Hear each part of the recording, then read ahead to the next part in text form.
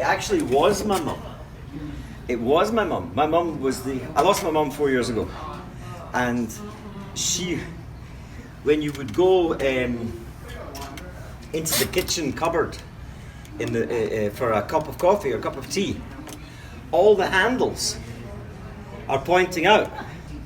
If you want to grab a cup for a cup of tea, you open the cupboard and you grab, the handles are all pointing out the way. So, organized. Maybe OCD? But at the same time, I think OCD is such a criminal, unless of course it takes over your life with things that are of no consequence. But of things that are a consequence, what a lucky difficulty to have. If you can direct it into something constructive, you've got a superpower.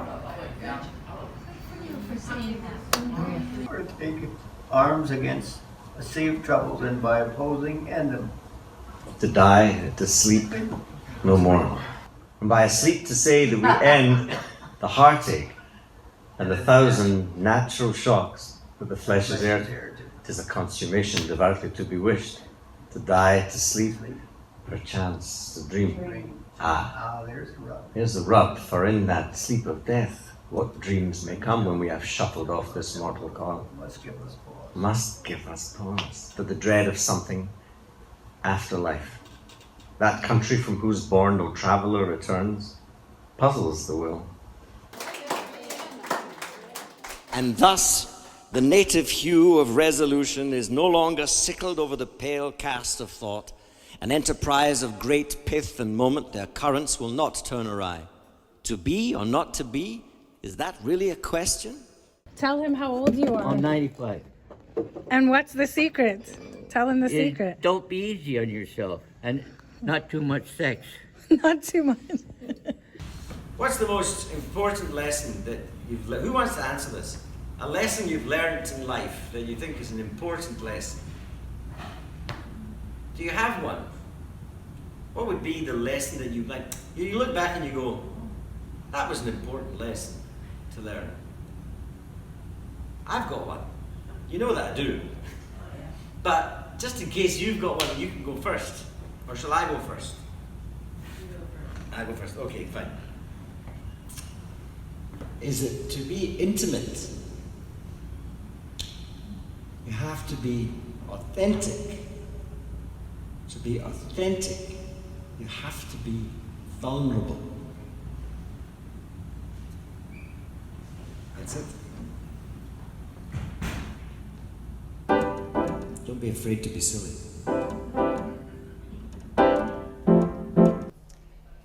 Somebody who's never made a mistake is not the right person to do the job. Once you've made a mistake, you're more careful. It matters. If you regret the mistake, if you felt the pain of the mistake. You might know the song. It's a couple of guys from East End of London. They talk like that. How you doing, mate? And they sing this song. By the way, I want to tell you, this is a very nice piano. Oh, good. We just got it tuned about 4 months ago. So I noticed it's in tune. I was surprised. It doesn't look like it would be. Never judge a piano by its case. That's right. And also I've been noticing the tone. It's lovely. Well, I was surprised, pleasantly surprised. Maybe it's going to be the player. What? This is another thing. We is small. It's a multi-usable word. I would use that word frequently in different circumstances and hope that whoever I'm talking to gains the context within which it is being presented. Awesome. Awesome. Good. Audience participation. No idea. Just a little bit. There was a little bit of reality gives birth to a lot of hope.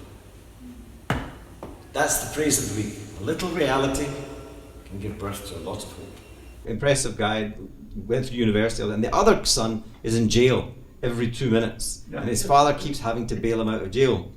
And Ellie was talking to him, and he said, personal, private, real story. He said, in a kind of private chat, which of your sons do you prefer? He asked him the question.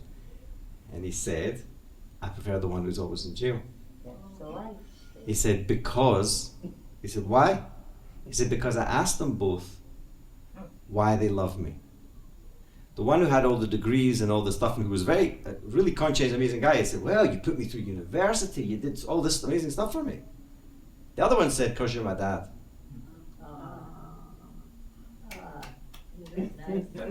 Hold on, there we go.